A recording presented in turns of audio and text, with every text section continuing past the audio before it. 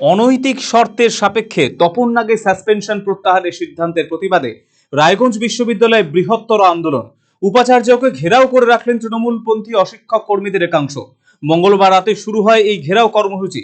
উপাচার্যের বিরুদ্ধে চলছে স্লোগান। সারা বাংলা তৃণমূল শিক্ষা বন্ধু সমিতির বিশ্ববিদ্যালয় ইউনিট পর্যবেক্ষক বিজয় দাস বলেছেন, সোমবার বিশ্ববিদ্যালয় আধিকারিকদের সঙ্গে বৈঠক হয় তাদের। বৈঠকে তপন নাগের সাসপেনশন প্রত্যাহারের সিদ্ধান্তও হয়।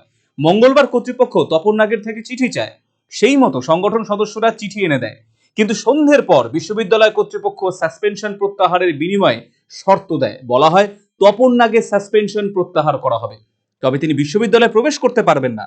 এর বিরুদ্ধে সংগঠনগতভাবে আন্দোলন শুরু হয়েছে বলে জানিয়েছেন বিজয় দাস। দেখুন, আজকে আমরা বিসি স্যারের ঘরের সামনে বসে আছি, কেননা গতকাল আমাদের সমস্ত আধিকারিকরা আমাদের নিয়ে একটা মিটিং করেছিলেন। সেই মিটিংয়ে একটা সিদ্ধান্ত হয়েছিল যে তপন নাগের সাসপেনশনটাকে প্রত্যাহার করবে। কিন্তু আজকে খুব দুর্ভাগ্যবশত হঠাৎ করে আমাদেরকে রেজিস্ট্রার এবং এফওসাররা ডাকার পর বললেন যে তপন নাগের কাছ থেকে একটা চিঠি দিতে হবে, এবং আমরা সেই মতো তপন নাগের কাছ থেকে একটা চিঠি আমরা ওনাদেরকে জমা দিয়েছি। এখন ওনারা এসে বলছেন, সারাদিন কিছু বললেন না, এখন এসে সন্ধ্যাবেলায় বলছেন, কিছুক্ষণ আগে বলছেন যে তপন নাগের সাসপেনশন প্রত্যাহার করতে পারি, কিন্তু উনি বিশ্ববিদ্যালয়ে ঢুকতে পারবে না। এই যে অরাজকতা, দীর্ঘদিন ধরে যে অরাজকতা একটা সৃষ্টি করে রেখেছে, আমাদের ভাইস চ্যান্সেলর একটা ইগো নিয়ে বসে আছেন। সমস্ত আধিকারিকরা চাইছে যে বিশ্ববিদ্যালয়ের পঠন পাঠন সুষ্ঠুভাবে ফিরে আসুক এবং একটা অচলাবস্থা যেটা রয়েছে সেটা কেটে যাক। কিন্তু আমাদের এই যে যিনি ভিসি রয়েছেন তিনি চাচ্ছেন না যে অচলাবস্থাটা দূর হোক। তার জন্য আমরা আজকে ঘেরাওয়ের মধ্যে বসে আছি। আমাদের সিদ্ধান্ত, ওনারা মিটিং এ বসেছেন আবার নতুন করে। এবার দেখি ওনারা কি বলছেন। ওনারা যা বলবেন তার উপর নির্ভর করবে আমাদের সিদ্ধান্ত। ওনাকে অনৈতিকভাবে কোনো কারণ ছাড়া ওনারা নিয়ম বহির্ভূতভাবে ওনারা সাসপেন্ড করেছেন।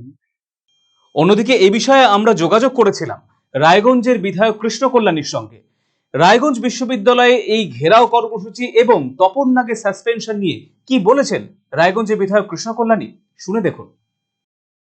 আমি একটা নতুন তথ্য শুনলাম যে ভিসি উনাকে ফুল অর্ধেক যেটা বেতন দিত তার জায়গায় ফুল বেতন দিতে চাইছেন, কিন্তু ক্যাম্পাসে ঢুকতে পারবেন না, তো কাজ করতে পারবেন না। তাহলে আমি একটা কথা, এটা আমার প্রশ্ন, ভিসি কি ওই পাওয়ার আছে কেউ কাজ না করে তাকে ফুল টাকা দেওয়ার? কাজ না করিয়ে আজকে উনি কেন ক্যাম্পাসে ঢুকতে পারবেন না? উনি একটা তৃণমূল কংগ্রেসের সংগঠন করে, তার জন্য ঢুকতে পারবেন না?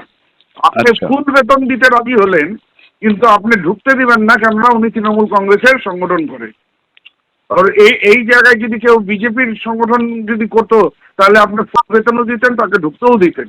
আচ্ছা, তো এই যে দ্বিচারিতা যেটা উনি করছেন, এই পদে থাকে এই জিনিসটা শোভা দেয় না।